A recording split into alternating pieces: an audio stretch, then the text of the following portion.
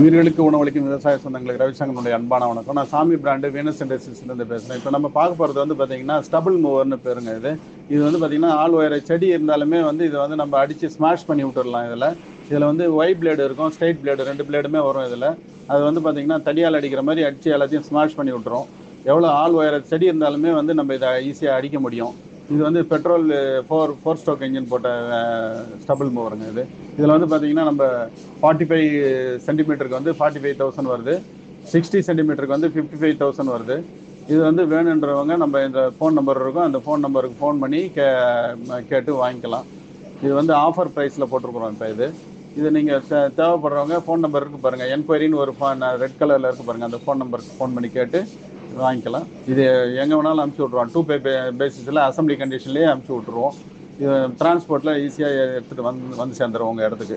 வாழ்க விவசாயம், வாழ்க விவசாயி. நன்றி.